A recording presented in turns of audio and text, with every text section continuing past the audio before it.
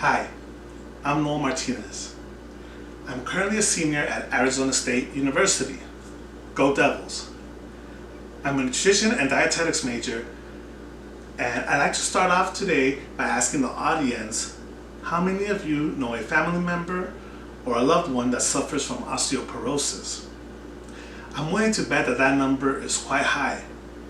Why would I think that? Well, statistics.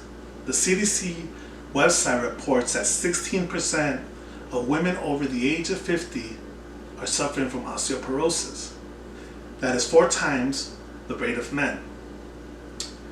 A high-risk period for women developing osteoporosis is during pregnancy. During pregnancy, the developing baby requires high amounts of calcium in order to form its skeleton. The baby usually gets its calcium from the food the mother consumes. If the baby is not getting an adequate amount of calcium this way, it'll start to leach the calcium from its mother's bones, putting her at risk for developing osteoporosis. After childbirth, the woman continues to be at risk for osteoporosis if she's breastfeeding her child. Now, don't get me wrong, I'm not advocating to stop breastfeeding your children. What I'm saying is the mother should keep in mind that this is a time where she needs to be consuming additional amounts of calcium. Another high-risk time for women to develop osteoporosis is during menopause. During menopause, women go through hormonal changes, including the decreased production of estrogen that could lead to bone loss and osteoporosis. A study was conducted in China on 210 women who were postmenopausal. This study was conducted over a 24-month period. The women were divided into 3 groups. The first group received a 300 milligram calcium supplementation. The second group received a 600 milligram calcium supplementation. And the third group received a 900 milligram calcium supplementation.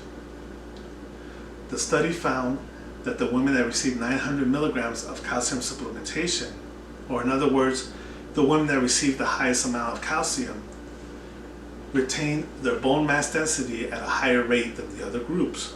That means that they had less bone loss.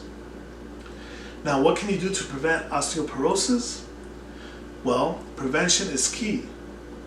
You need to be consuming a diet that's high in calciums. Foods that contain calcium are cheeses, milks, yogurts, and other dairy products, and dark leafy green vegetables.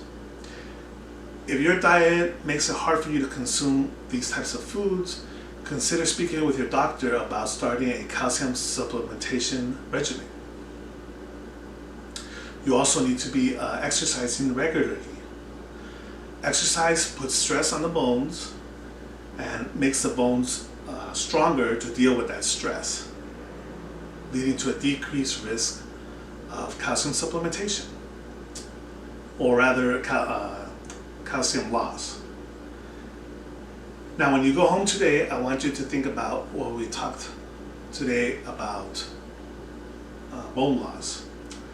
The 2 periods where women are susceptible to developing osteoporosis are pregnancy and menopause. Things that you can do to help reduce your risk are eating high calcium foods. Consider speaking with your doctor about calcium supplementation, and also regularly exercising. I hope you take what we talked about to heart. Thank you.